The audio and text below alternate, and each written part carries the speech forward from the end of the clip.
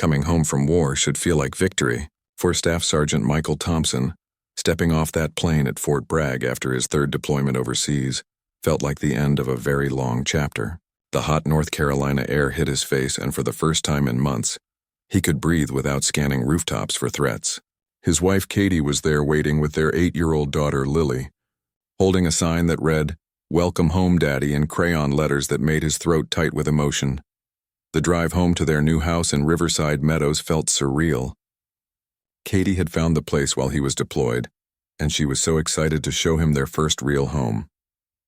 They'd been renting apartments and living on base for years, moving from place to place as the military demanded. This was different. This was theirs. The neighborhood looked like something from a magazine.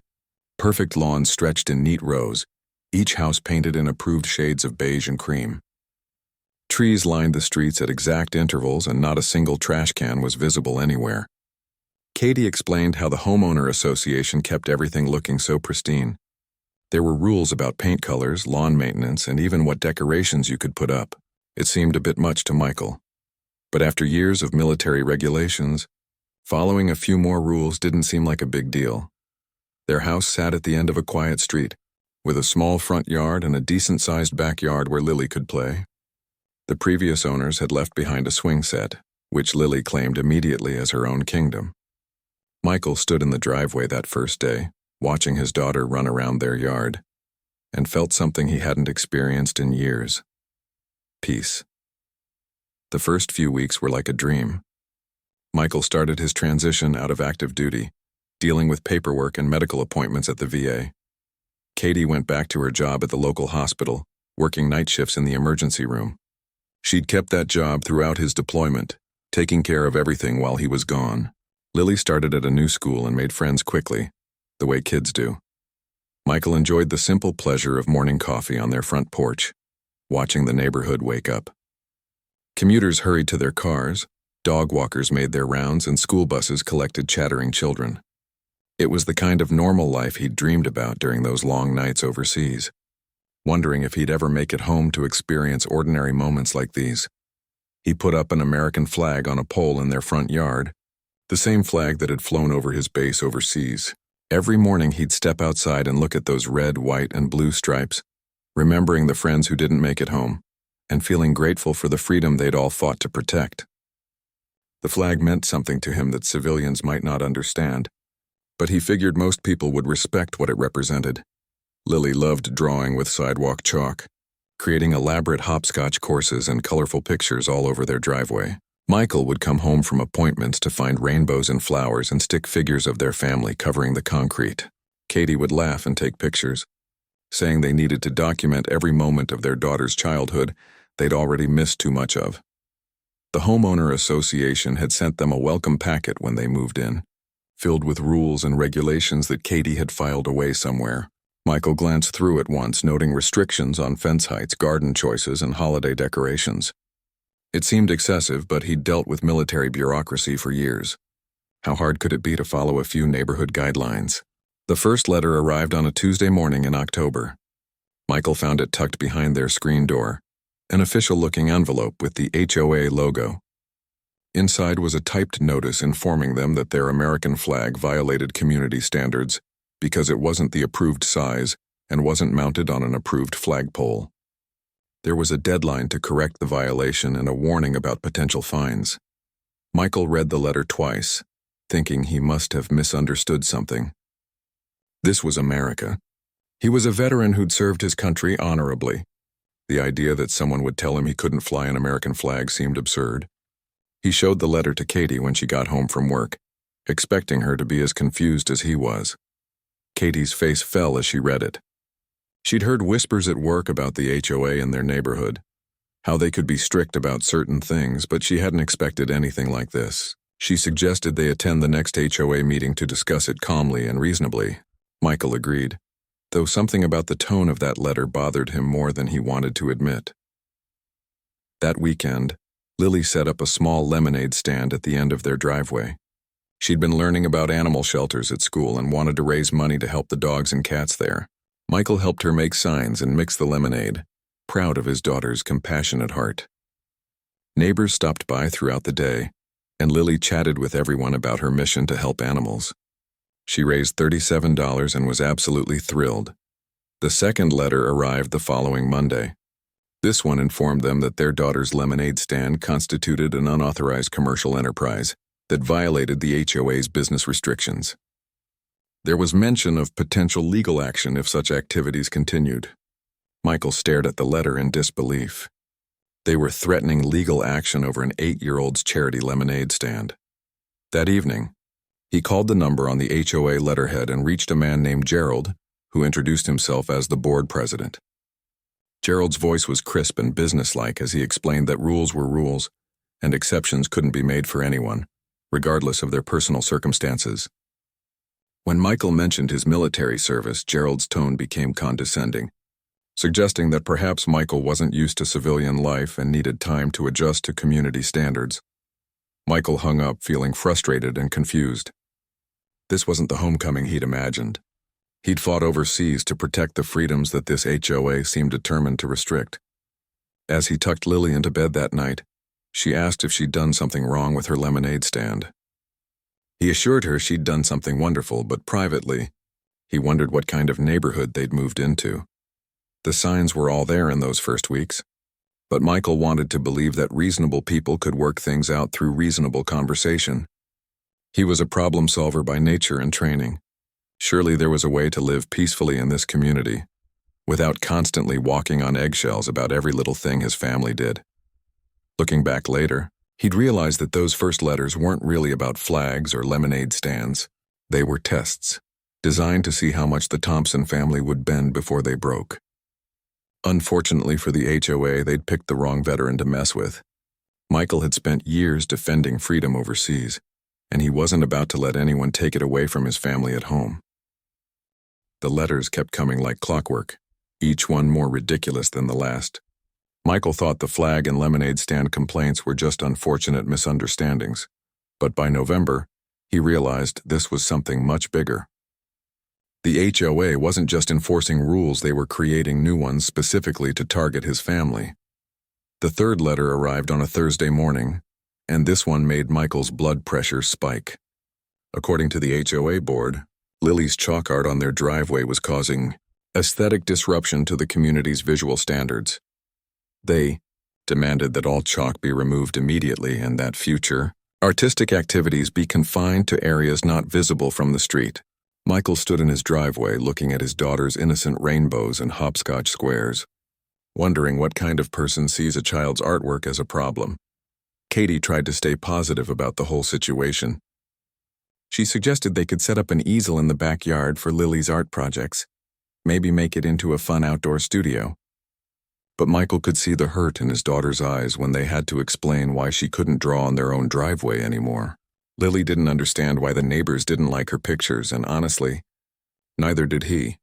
The HOA meetings were held monthly in the community center, a beige building that matched every house in the neighborhood. Michael and Katie attended their first meeting in December, hoping to resolve things face to face. The room was filled with about 20 residents, mostly older couples who'd lived in Riverside Meadows since it was built.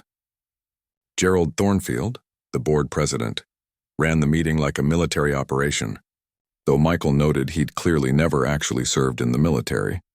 Gerald was a retired insurance executive who seemed to view the HOA as his personal kingdom. He had silver hair, expensive clothes, and the kind of smile that never reached his eyes. When Michael stood up during the open forum to address the complaints about his family, Gerald listened with barely concealed impatience, tapping his pen on the table like he had somewhere more important to be. Michael kept his tone respectful but firm. He explained his military service, his family's commitment to being good neighbors, and his confusion about why normal family activities were being treated like violations. He pointed out that their flag was a standard American flag, that his daughter's lemonade stand had raised money for charity, and that chalk art washes away with the next rain. Gerald's response was cold and mechanical. He explained that the community had standards that everyone agreed to when they purchased their homes. These standards weren't personal attacks. They were simply rules that maintained property values for everyone. When Michael pointed out that other houses had decorations and children's toys visible from the street, Gerald dismissed his concerns. saying that each situation was evaluated individually based on its specific impact on community aesthetics. The other residents sat quietly during this exchange, and Michael couldn't tell if they agreed with Gerald or were just afraid to speak up. A few people nodded sympathetically when he spoke, but nobody voiced any support. Katie squeezed his hand under the table, sensing his frustration building. After the meeting, an elderly woman named Mrs. Patterson approached them in the parking lot. She whispered that she'd received similar letters about her garden gnomes and had been forced to remove decorations her grandchildren had made for her yard. She said Gerald had been getting worse over the past year, finding problems where none existed before, but she was too worried about potential legal fees to fight back. That conversation opened Michael's eyes to something he hadn't considered. This wasn't just about his family. Gerald was systematically targeting anyone who didn't fit his vision of the perfect neighborhood. Mrs. Patterson mentioned that the young family with twins had been cited for leaving bicycles visible in their front yard. Another veteran in the neighborhood had been forced to remove a small garden flag supporting military families. The pattern became clearer as winter progressed. Every time Michael thought they'd addressed one complaint, a new letter would arrive with a different violation. Their Christmas decorations were too bright and visible from too great a distance. Lily's bicycle couldn't be stored next to the garage because it created visual clutter. Even their doormat was the wrong color according to the HOA's interpretation of acceptable neutral. Towards Michael started documenting everything, a habit from his military training. He photographed each letter, took pictures of the supposed violations, and began researching HOA laws in North Carolina. What he discovered made him angry. Many of the rules Gerald was enforcing weren't actually in the official HOA documents that residents had signed. The board was making up restrictions as they went along, counting on people's fear of legal action to keep them compliant. Katie was working extra shifts at the hospital, partly because they needed the money for potential legal fees, and partly because the stress at home was affecting everyone. Lily had stopped asking to draw with chalk, stopped talking about setting up another lemonade stand. She seemed smaller somehow, more cautious about normal kid activities. That broke Michael's heart more than any threatening letter could. The breaking point came in February when Lily came home from school crying. Some classmates had told her that their parents said the Thompson family was troublemakers who didn't follow community rules. 8-year-old children were repeating their parents' gossip about HOA violations, and his daughter was bearing the social consequences of Gerald's harassment campaign. That night, Michael made a decision that would change everything.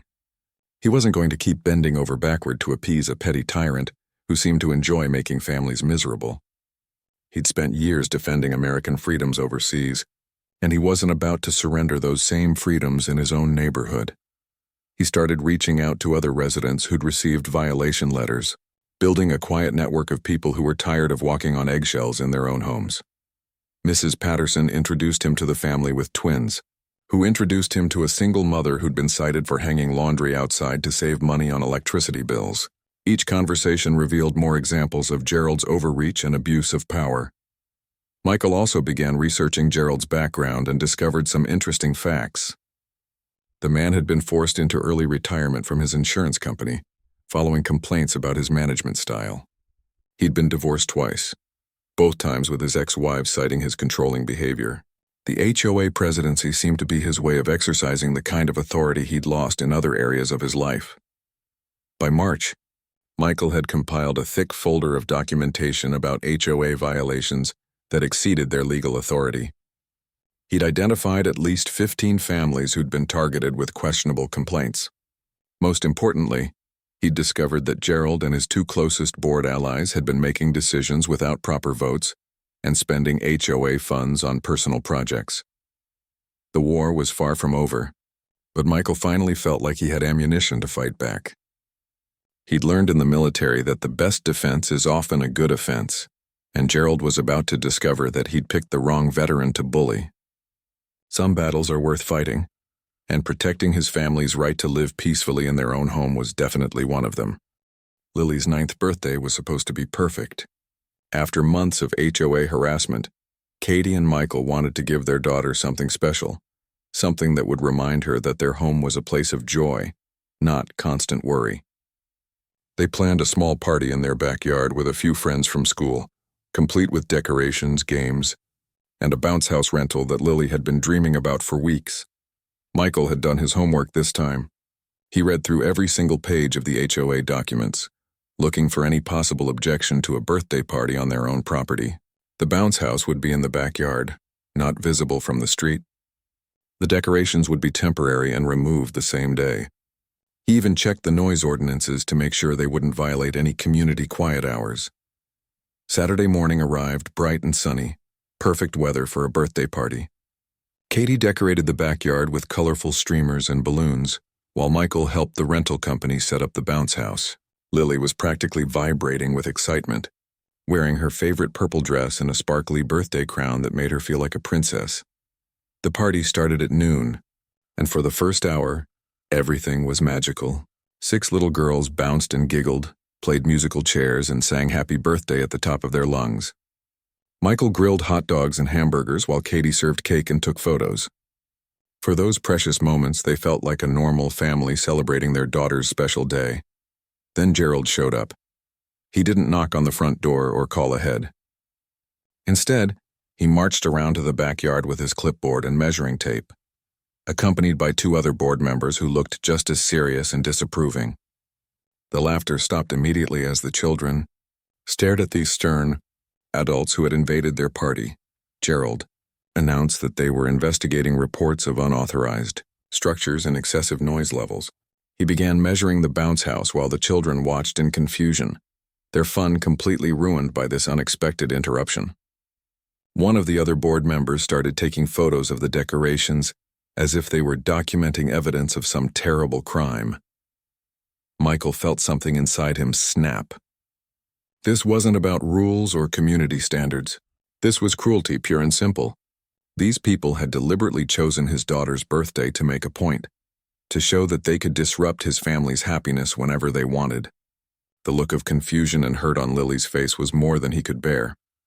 Katie stepped forward first, her voice shaking with anger as she demanded to know what possible violation they were investigating. The bounce house was on their private property. The party was within noise guidelines, and they had followed every rule in the HOA documents. Gerald replied coldly that temporary structures required advance approval, regardless of where they were located or how long they would be used. Michael had reached his limit. This man had spent months making his family's life miserable, sending threatening letters about chalk art and lemonade stands, and now he was ruining his daughter's birthday party. All his military training in conflict de-escalation went out the window as he stepped between Gerald and his family. His voice was controlled but deadly serious as he told Gerald to get off his property immediately. He pointed out that they were in his backyard, that no advance approval was required for temporary items on private property, and that Gerald was trespassing and harassing guests at a children's birthday party. The other parents had arrived to pick up their children and were witnessing this confrontation, their faces showing shock and disgust at what they were seeing. Gerald didn't back down. Instead, he became more aggressive, threatening fines and legal action while waving his clipboard like a weapon. He suggested that perhaps military families weren't suited for civilized communities if they couldn't follow simple rules. That comment crossed a line that Michael hadn't even known existed. Katie later said she'd never seen her husband look so dangerous while remaining completely in control. Michael's voice dropped to a whisper as he explained very clearly that Gerald had 10 seconds to leave their property before he called the police to report harassment and trespassing. He mentioned that he had been documenting every interaction, every violation letter, and every instance of selective enforcement for months. The other board members started backing toward the fence, clearly uncomfortable with how confrontational the situation had become. But Gerald seemed to enjoy the power struggle, continuing to argue about HOA authority and community standards until Michael pulled out his phone and began dialing 911. Only then did Gerald retreat, but not before promising that this incident would result in serious consequences for the Thompson family. He left behind a backyard full of confused children, angry parents, and one little girl whose special day had been completely ruined by adult politics and power games. After the unwelcome visitors left, Michael and Katie tried to salvage the party, but the damage was done. The children were subdued, the parents were uncomfortable, and Lily spent the rest of the afternoon asking why those men had been so mean on her birthday. Katie found herself crying later that evening as she put away decorations that should have marked a happy celebration. That night, after Lily had gone to bed still wearing her birthday crown, Michael sat at his kitchen table and made a decision that would change everything. He opened his laptop and began typing, documenting every detail of Gerald's harassment campaign from the very first letter to that afternoon's birthday party invasion.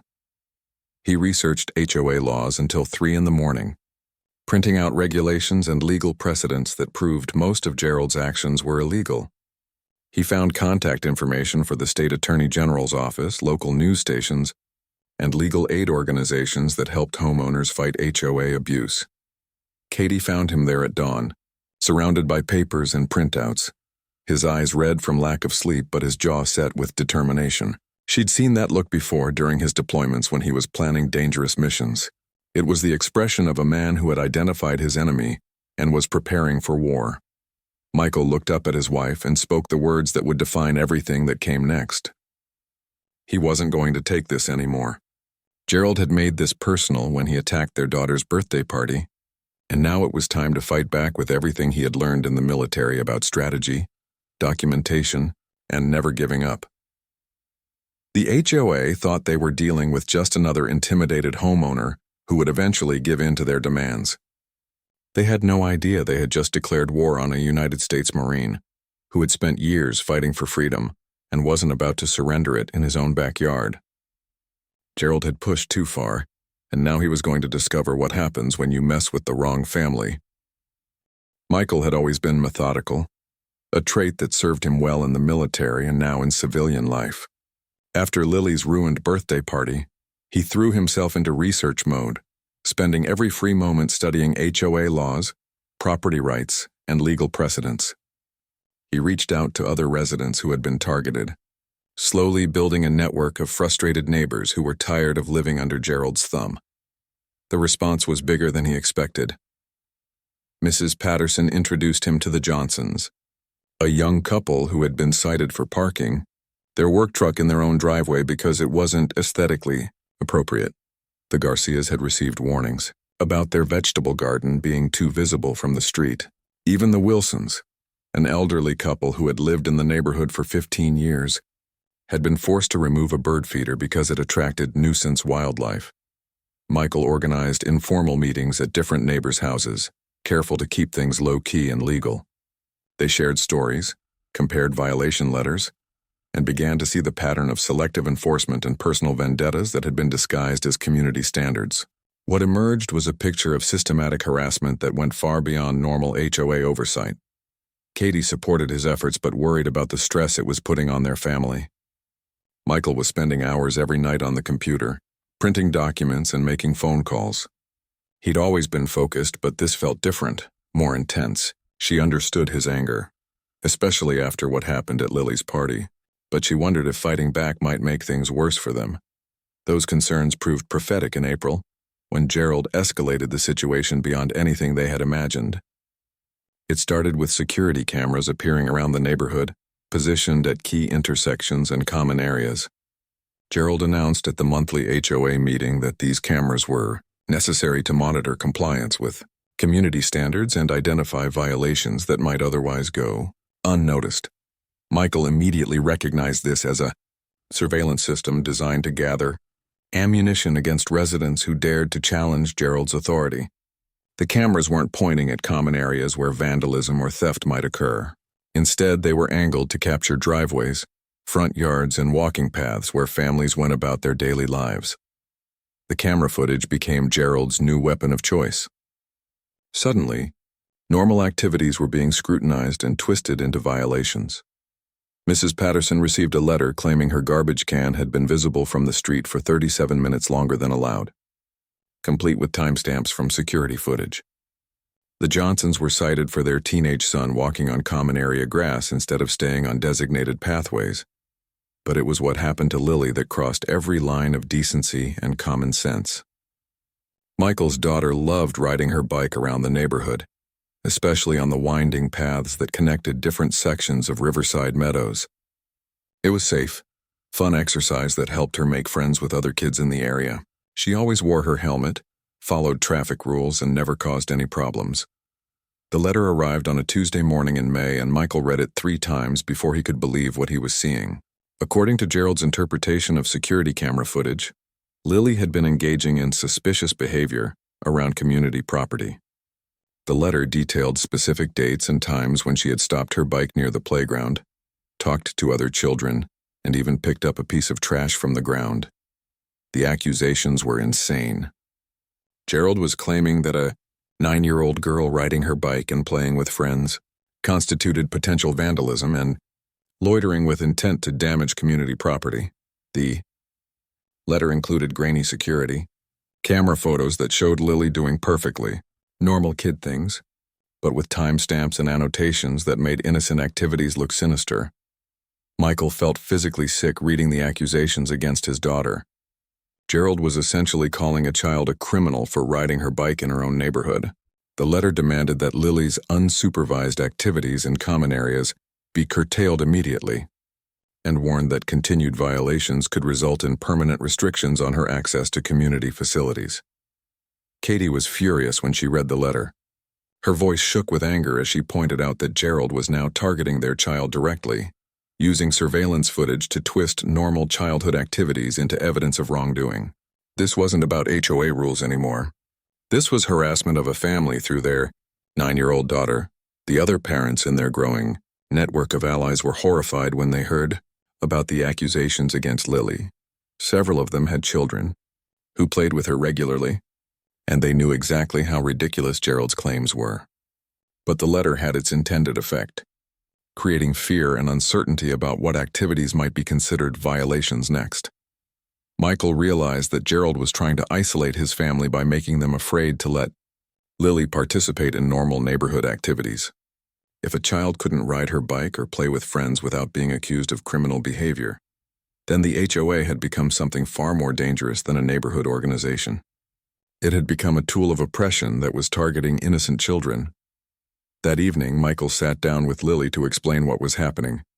He kept his language simple and age-appropriate, but he needed her to understand that some adults in their neighborhood were making unfair rules that didn't make sense. He assured her that she hadn't done anything wrong, that riding her bike and playing with friends was exactly what kids should be doing. Lily's response broke his heart. She asked if she was in trouble, if the police were going to come because of her bike riding. She wanted to know if they would have to move away from their house because she had made the neighbors angry. Michael held his daughter close and promised her that he would never let anyone hurt her or make her feel unsafe in her own neighborhood. That night, after Lily had gone to bed, Michael made several important phone calls.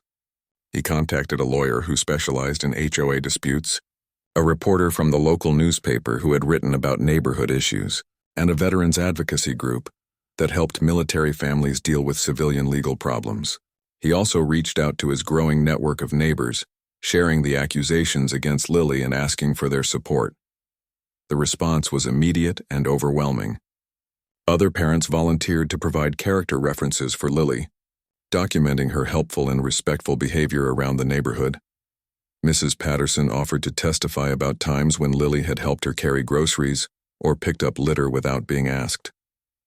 The Johnsons pointed out that their security cameras showed Lily playing peacefully with other children, never causing any problems or damage. Michael began compiling a comprehensive response that would challenge not just the accusations against his daughter, but the entire system of surveillance and harassment that Gerald had created. He documented every instance of selective enforcement, every example of rules being applied inconsistently, and every case where normal family activities had been twisted into violations. Gerald had made a critical mistake by targeting a child with false accusations. Michael had been angry before, but now he was fighting for his daughter's reputation and future in their community. The gloves were officially off, and Gerald was about to learn that attacking a Marine's family was the worst tactical error he could have made. Tuesday morning started like any other day in the Thompson household. Michael had an appointment at the VA hospital for his regular checkup, something he'd been putting off for weeks because of all the HOA drama. Katie was working a double shift at the hospital and wouldn't be home until late evening. Lily had a half-day at school and would be walking home around noon just like she did every Tuesday. Michael kissed his wife goodbye before her shift and reminded Lily to come straight home after school. He'd be back from his appointment by 2 o'clock, giving them the afternoon to work on her science project about butterflies. It was supposed to be a normal, peaceful day, the kind of ordinary family routine that military families treasure after years of uncertainty and separation. The VA appointment took longer than expected. Michael sat in the waiting room for over an hour, dealing with the usual bureaucratic delays that came with military health care. His phone was on silent mode out of respect for other patients, so he didn't hear the calls and text messages that started flooding in around 12:30. Meanwhile, Lily walked home from school exactly as she had dozens of times before. She stopped at their mailbox to collect the daily pile of bills and advertisements, then headed up their driveway toward the front door. She had her house key on a lanyard around her neck, her backpack full of homework, and a drawing she'd made in art class that she couldn't wait to show her parents. But before she could even reach the front steps, something happened that would change their family forever.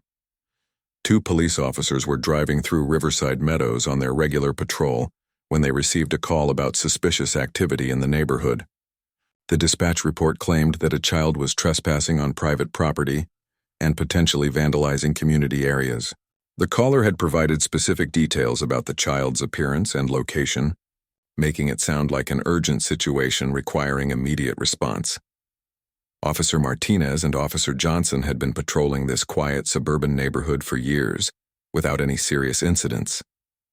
They knew it as a peaceful area where the biggest problems were usually noise complaints or minor traffic violations. A call about a child vandalizing property seemed unusual, but they were required to investigate every report they received. They spotted Lily in her family's driveway, exactly where the anonymous caller had said she would be. To the officers, she looked like any other elementary school kid walking home from class. She was small for her age, wearing a pink backpack and carrying a folder full of schoolwork. Nothing about her appearance or behavior suggested criminal activity, but they had to follow up on the complaint. Katie was just finishing her rounds at the hospital when her phone started buzzing. With missed calls and text messages, Mrs. Patterson had been watching from her kitchen window.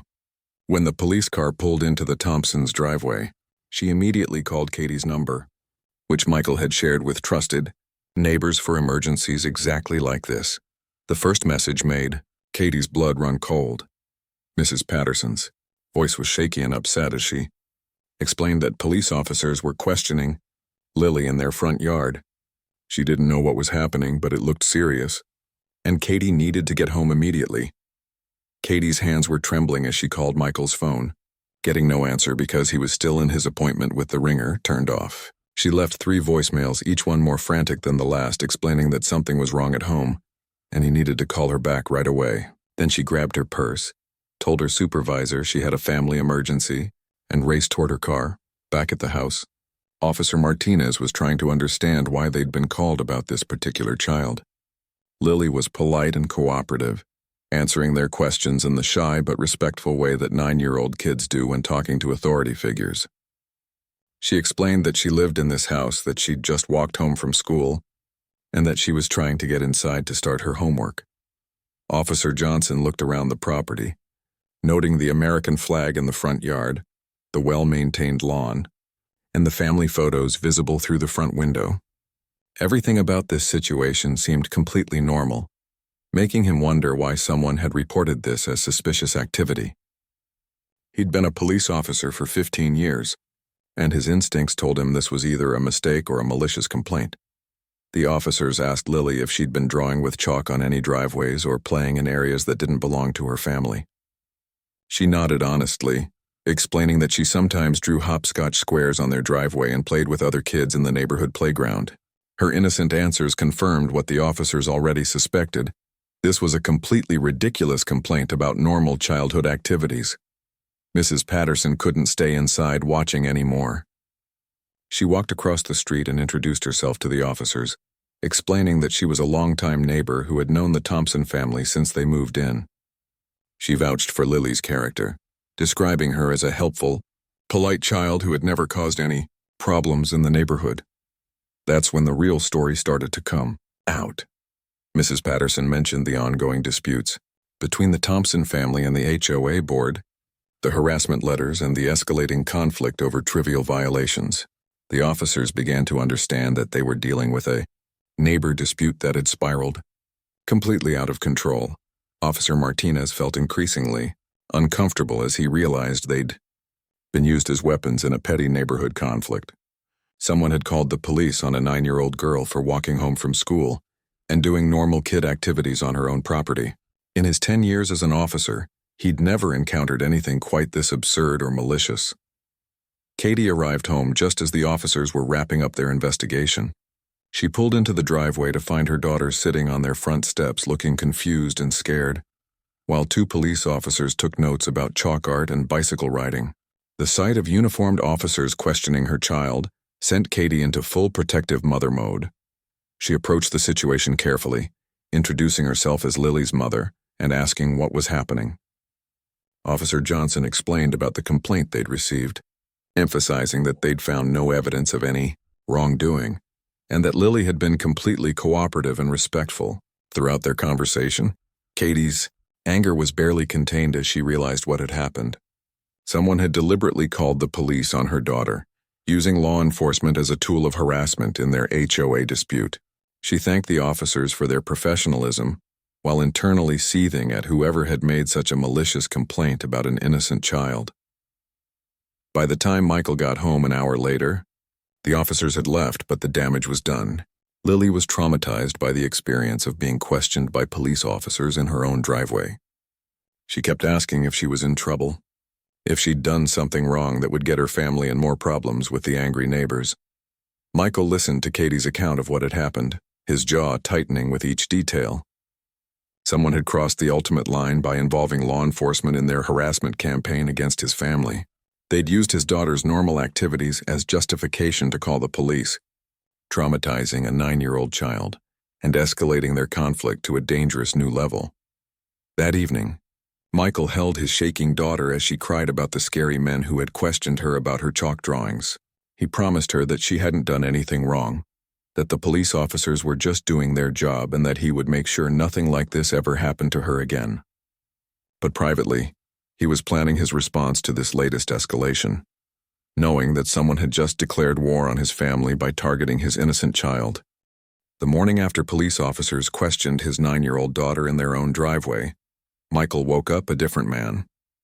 For months, he'd been trying to handle the HOA situation diplomatically, hoping that reasonable people could find reasonable solutions. But calling the police on a child for walking home from school wasn't reasonable. It was warfare, and Michael knew how to fight wars. He sat at his kitchen table at 5 a.m, drinking coffee and staring at a folder full of documentation he'd been collecting for months. Every threatening letter, every violation notice, every example of selective enforcement was organized chronologically with photos and witness statements. What had started as defensive record-keeping was about to become his battle plan. Katie found him there when she came downstairs to get ready for work. She could see the change in her husband's demeanor, the focused intensity that reminded her of his pre-deployment briefings. Michael looked up at his wife and spoke with quiet determination. He wasn't going to let Gerald terrorize their family anymore. Yesterday they'd crossed a line by traumatizing Lily, and now he was going to use every skill he'd learned in the military to fight back. The first call Michael made was to Lieutenant Colonel James Harrison, his former commanding officer who now worked as a veterans advocate in the state capitol.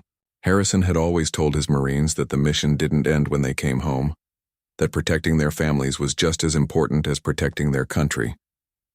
When Michael explained what was happening in Riverside Meadows, Harrison's response was immediate and supportive.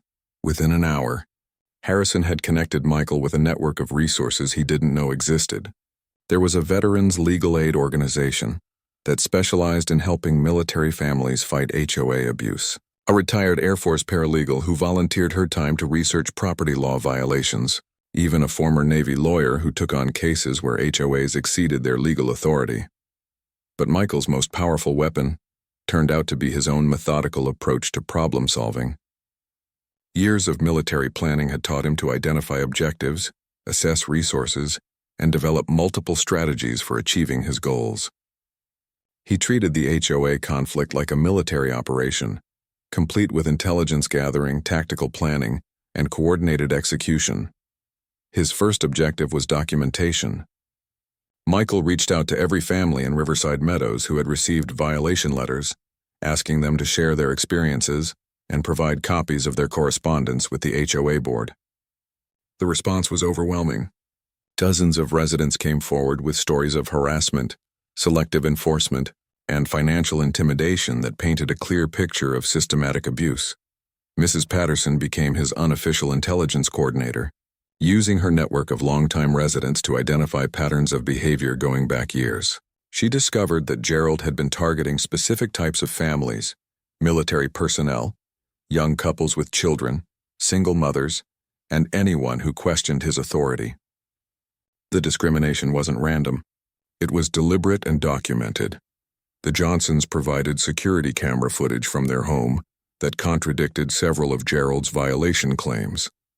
Their teenage son had been cited for walking on common area grass, but their camera showed him staying on designated pathways just like the rules required. More importantly, their footage captured Gerald and his board allies conducting inspections that looked more like stalking expeditions than legitimate community oversight. Michael's second objective was legal research. The Veterans Legal Aid Organization provided him with copies of North Carolina HOA laws, precedent cases, and regulatory guidelines that revealed how far outside their authority Gerald's board had been operating. Many of their enforcement actions were legally questionable, and some were outright violations of state homeowner protection laws. The smoking gun came when Michael discovered that Gerald had been making unilateral decisions without proper board votes, spending HOA funds on personal projects, and charging residents for violations that weren't actually covered in their community agreements. The surveillance camera system, for instance, had been installed without homeowner approval and was being used to gather evidence for violations that exceeded the HOA's enforcement authority. But Michael's most effective strategy was building a coalition of affected residents who were ready to fight back together. Military experience had taught him that individual soldiers are vulnerable, but organized units are powerful. He began hosting informal meetings where neighbors could share their experiences and coordinate their response to Gerald's harassment campaign. The group grew quickly as word spread through the community. Parents who were tired of explaining HOA violation letters to confused children. Elderly residents who felt bullied by arbitrary rule changes. Working families who couldn't afford the legal fees Gerald threatened, but were willing to pool resources for a coordinated defense. Michael's military network provided unexpected support as well. 3 other veterans in nearby neighborhoods had faced similar HOA harassment, and they shared strategies that had worked in their communities. A retired Marine general who lived across town offered to provide character references and media interviews if the story went public. Even active duty personnel from the local base reached out to offer moral support and documentation assistance. The turning point came when Michael connected with investigative reporter Susan Chen from the regional newspaper. Chen had been looking into HOA abuse stories across the state and was particularly interested in cases involving veterans and military families. When Michael showed her the police report from Lily's incident, combined with months of documented harassment, Chen knew she had found a story that would resonate with readers. Chen's initial investigation revealed that Riverside Meadows wasn't Gerald's first problematic HOA presidency. He'd been forced to resign from a previous community association after financial irregularities and resident complaints about his management style. The current board had hired him despite this history, apparently attracted to his promise of strict rule enforcement and property value protection. Meanwhile, Michael was preparing his legal offensive. The Veterans Legal Aid Organization agreed to represent his growing coalition of residents pro bono, viewing the case as an important precedent for protecting military families from HOA abuse. They identified multiple violations of state homeowner protection laws, including improper enforcement procedures, discrimination against military families, and misuse of community funds. The psychological impact on Gerald's support system was immediate and visible. Board members who had blindly followed his lead began distancing themselves as the legal and media scrutiny intensified. Several longtime supporters quietly reached out to Michael's coalition, offering information about internal board discussions and financial decisions they'd previously supported without question. Michael also filed formal complaints with multiple agencies, each targeting different aspects of Gerald's misconduct. The State Attorney General's office received documentation about financial irregularities and violation of homeowner rights. The County Licensing Board got reports about unauthorized surveillance and harassment. Local law enforcement was provided with evidence showing how their resources had been misused for personal vendettas. By the end of June, Michael had transformed from a frustrated homeowner into the leader of a comprehensive campaign against HOA abuse. His military training in strategy, organization, and leadership had given him tools that Gerald never expected to face. The bully who had terrorized individual families was now confronting a coordinated response from someone who understood how to fight and win. The war was far from over, but for the first time since moving to Riverside Meadows, Michael felt like victory was possible. Gerald had made the mistake of targeting a Marine's family, and now he was about to learn what happens when you pick the wrong enemy. Michael had turned defense into offense, and the final battle was about to begin. The story broke on a Wednesday morning in July, and by noon, Michael's phone was ringing nonstop. Reporter Susan Chen's article about the veteran whose daughter was questioned by police for drawing with chalk had touched a nerve that reached far beyond Riverside Meadows. The headline read, "HOA calls police on 9-year-old military child for chalk art," and the response was immediate and overwhelming. Michael hadn't expected the story to spread so quickly. Within hours, it was being shared across social media platforms by thousands of people who were outraged by what they read. Comments poured in from parents, veterans, and citizens who couldn't believe that a homeowner association would use police resources to harass a child for normal playground activities. The first call came from a local radio station wanting to interview Michael during their morning show. Then a television news producer reached out, asking if they could film a segment at their house. By afternoon, Michael was fielding requests from news outlets across the state, each wanting to hear the full story of how an HOA had declared war on a military family. Katie was nervous about the media attention at first. She worried about their privacy and whether going public might make Gerald even more vindictive. But when she saw how many other families were reaching out with similar stories, she realized that their situation wasn't unique. HOA abuse was happening in communities across the country, and their story was giving other victims hope that they could fight back too. The support started locally and expanded outward like ripples in a pond. Mrs. Patterson organized a petition supporting the Thompson family that gathered over 300 signatures in just 2 days. Neighbors who had been silent during months of HOA meetings suddenly found their voices, publicly condemning Gerald's harassment tactics and demanding accountability from the board. The Riverside Meadows community Facebook page, which had previously been dominated by Gerald's supporters posting about rule violations and property standards, suddenly filled with posts defending the Thompson family. Parents shared stories about their own children being targeted with ridiculous violations. Longtime residents revealed years of financial mismanagement and selective enforcement that they'd been afraid to challenge before. But the most powerful support came from unexpected places. A veterans organization in the state capitol organized a rally in support of military families fighting HOA harassment. Over 200 people showed up, including active duty service members, retired veterans, and military families who had faced similar discrimination in their own communities.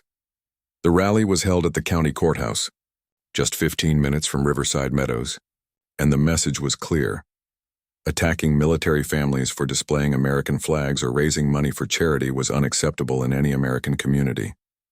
Local politicians attended, promising to review HOA oversight laws and strengthen protections for homeowners, especially military families. Michael spoke at the rally, keeping his remarks focused on the broader issue of HOA abuse rather than personal attacks on Gerald.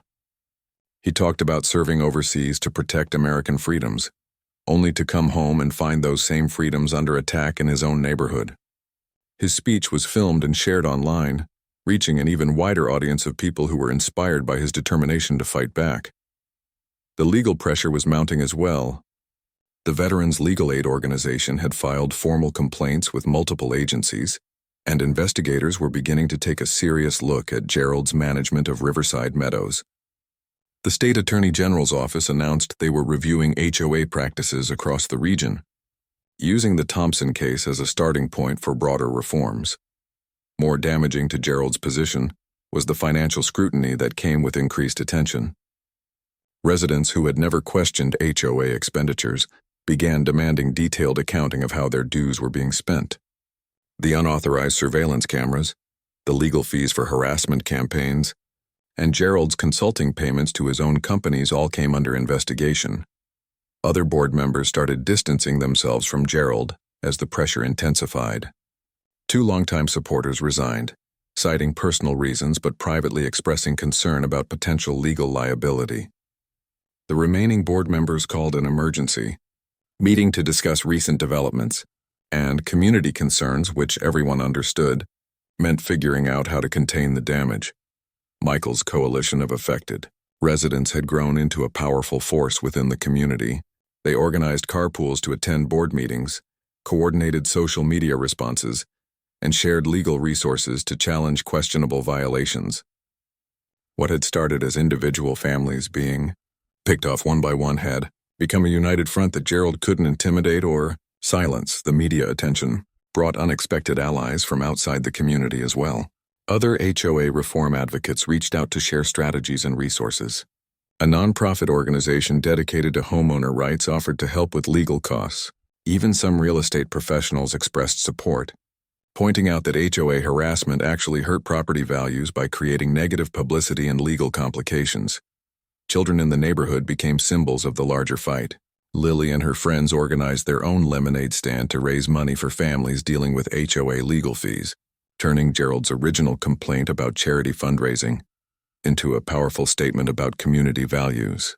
The irony wasn't lost on anyone that the same activity Gerald had tried to ban was now being celebrated.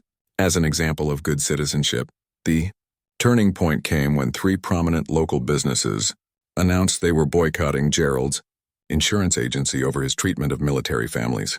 The economic pressure was something he hadn't anticipated, and it hit him where it hurt most: his professional reputation and personal income. Other business owners quietly let it be known that they wouldn't tolerate discrimination against veterans in their community.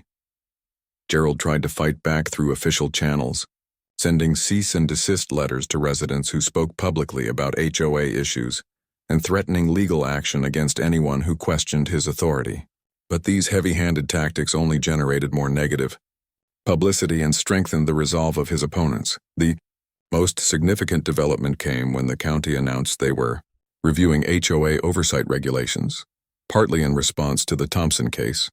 Officials acknowledged that current laws provided insufficient protection for homeowners facing harassment from overzealous board members, and they promised stronger enforcement mechanisms and clearer guidelines for HOA authority. By the end of July, Gerald found himself increasingly isolated within his own community. Board meetings that had once been sparsely attended were now packed with residents demanding accountability. The local newspaper was publishing weekly updates on the HOA situation, keeping pressure on the board to address years of questionable decisions. Michael realized that their personal fight had become something much larger than he'd originally intended. They weren't just fighting for their own family's right to live peacefully in their neighborhood. They were fighting for every family that had been bullied by petty tyrants hiding behind community regulations. The support from across the region had given Michael and his neighbors the confidence to demand real change, not just in their own HOA, but in the laws and systems that allowed abuse to flourish unchecked. Gerald had picked the wrong family to target, and now he was facing the consequences of years of harassment and intimidation that could no longer be hidden from public scrutiny. The community had rallied, the media was paying attention, and the legal system was finally taking action.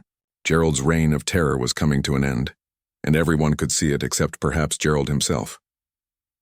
6 months after police officers had questioned 9-year-old Lily in her own driveway, Michael stood in the same spot watching his daughter draw chalk rainbows without fear. The transformation in Riverside Meadows had been complete, but the journey to get there had tested everything the Thompson family believed about justice, community, and the power of standing up to bullies. The end came faster than anyone expected. In September, The state attorney general's office completed their investigation into Gerald's management of the HOA, and their findings were devastating. The official report documented systematic violations of homeowner rights, misuse of community funds, and illegal surveillance activities that went far beyond anything residents had suspected. Gerald had been running Riverside Meadows like his personal kingdom, making up rules as he went along and using HOA resources to fund his personal vendettas against families he didn't like. The surveillance cameras alone had cost over $15,000 in community funds, money that should have been spent on legitimate maintenance and improvements. But the financial irregularities were just the beginning.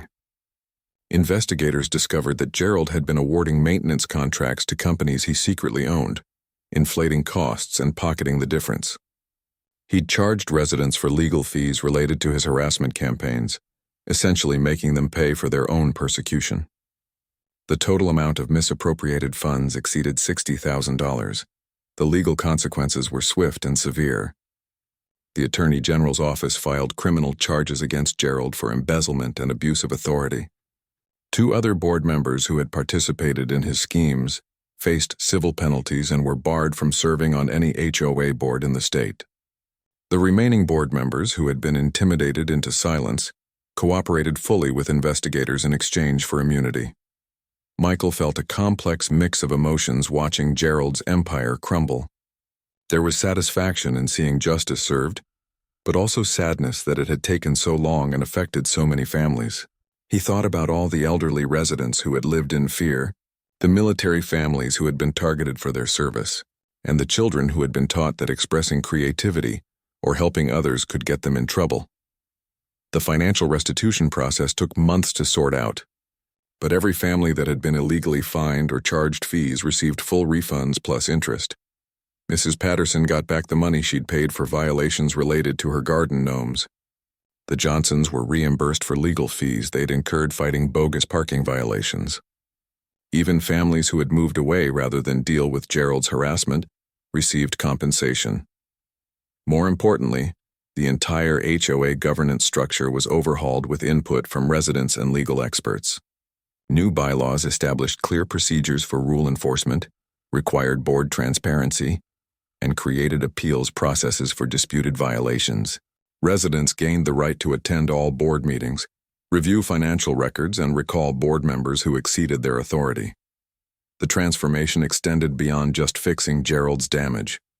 The community came together in ways that nobody had expected, organizing neighborhood events that actually brought families closer instead of creating more opportunities for violations. The playground that had been off limits to so many children became the center of after-school activities and weekend gatherings. Lily played a special role in the community's healing process. Her resilience in the face of adult harassment had inspired neighbors to be more protective of all the children in Riverside Meadows. She organized art projects where kids could decorate sidewalks with chalk messages of kindness and hope. The same activity that had once been considered a violation became a celebrated tradition. The new HOA board, elected by overwhelming margins, included Michael as treasurer and Mrs. Patterson as secretary. They focused on actual community improvements rather than nitpicking violations, using recovered funds to upgrade the playground, improve walking paths, and create a community garden where families could grow vegetables and flowers together. Katie returned to work at the hospital with a new sense of pride in her community and her husband's leadership. She'd watched Michael channel his military training into civilian advocacy, using the same skills that had protected his fellow soldiers to protect his neighbors from injustice. The experience had strengthened their marriage and shown Lily that standing up for what's right is always worth the effort. The media attention had brought unexpected opportunities as well. Michael was invited to speak at veterans events about transitioning from military to civilian leadership roles. His story inspired other military families facing HOA harassment to fight back rather than simply endure abuse. Several states used the Riverside Meadows case as a model for strengthening homeowner protection laws. The ripple effects extended far beyond their neighborhood. The nonprofit organization that had helped with legal costs used their case to establish a legal defense fund for families fighting HOA abuse. Other communities reformed their own governance structures after seeing what could happen when board Members were allowed to operate without oversight or accountability. Gerald disappeared from the area after his conviction, reportedly moving to another state where his history wasn't known. His former allies on the board quietly sold their homes and relocated, unable to face the community they had helped terrorize. The houses they left behind were quickly purchased by families attracted to a neighborhood that had proven it could stand up to bullies and protect its most vulnerable residents.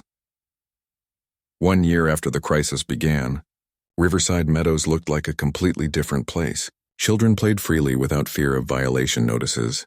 Families displayed decorations that reflected their personalities and heritage. Veterans flew American flags with pride, knowing their service was respected rather than scrutinized for technical violations. The most meaningful change was in Lily herself. The shy, worried child who had been afraid to draw with chalk had grown into a confident young girl who understood that sometimes adults make mistakes, but communities can come together to fix those mistakes. She kept a scrapbook of newspaper articles about their fight, not because she wanted to remember the bad times, but because she was proud of how her family and neighbors had worked together to make things better.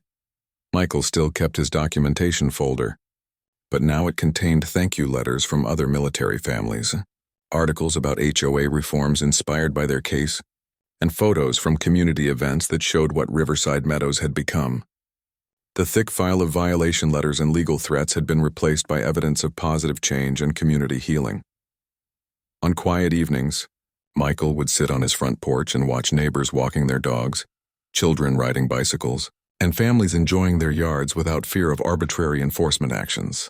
The American flag still flew in their front yard, but now it represented something even more powerful than military service. It represented the civilian courage to fight for justice and protect others from abuse. The experience had taught the Thompson family that coming home from war doesn't mean the mission is over. Sometimes the most important battles are fought not on foreign battlefields but in suburban neighborhoods, where ordinary families need extraordinary courage to defend their basic rights.